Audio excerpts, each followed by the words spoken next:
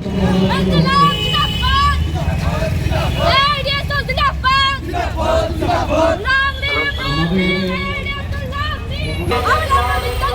অনুরোধ করব আপনারা সবাই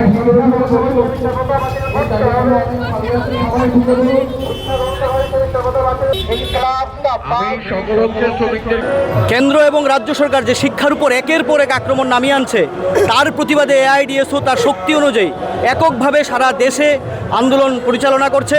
আপনারা জানেন যে জাতীয় শিক্ষানীতি 2020 চালু হয়েছে, শিক্ষার যে প্রাণসত্তা সেটাকে ধ্বংস করবে।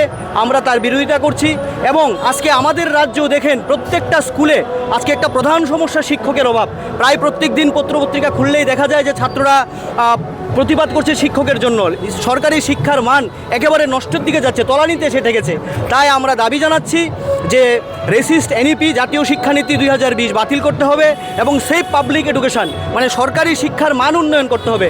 সরকারি শিক্ষা যদি নষ্ট হয় তাহলে গরিব খেটে খাওয়া সাধারণ নিম্নবিত্ত পরিবারের সন্তানরা আর কেউ পড়াশোনা করতে পারবে না। আমাদের রাজ্যেও বিদ্যাজ্যোতি প্রকল্প চালু করে আমরা দেখছি যে ছাত্রছাত্রীরা আজকে ডেভেলপমেন্ট ফি তাদের থেকে টাকা নিচ্ছে 1000 টাকার উপরে।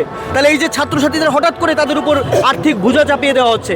ইভেন কি করা হচ্ছে, নবম শ্রেণী থেকে হঠাৎ করে ইংরেজি মাধ্যম টিবিএসসির গুরুত্ব কমিয়ে দিয়ে সিবিএসসি প্যাটার্ন করে দিয়েছে।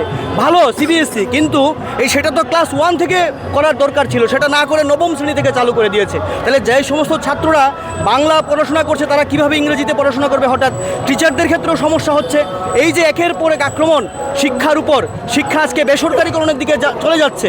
গরিব সাধারণ ঘরের ছেলেমেয়েরা কেউ পড়াশোনা করতে পারবে না। তাহলে এর প্রতিবাদে আমরা আজকে দীর্ঘদিন ধরে আমরা 10,000 স্বাক্ষর, শিক্ষার বিভিন্ন দাবিতে 10,000 স্বাক্ষর সম্মিলিত গণস্বাক্ষর, ছাত্র, যুবক, মহিলা, শিক্ষক সমস্ত ধরনের মানুষের কাছ থেকে স্বাক্ষর নিয়ে আজকে আমাদের রাজ্যের মাননীয় মুখ্যমন্ত্রী মহোদয়ের কাছে আমরা আজকে একটি স্মারকলিপি প্রেরণ করব।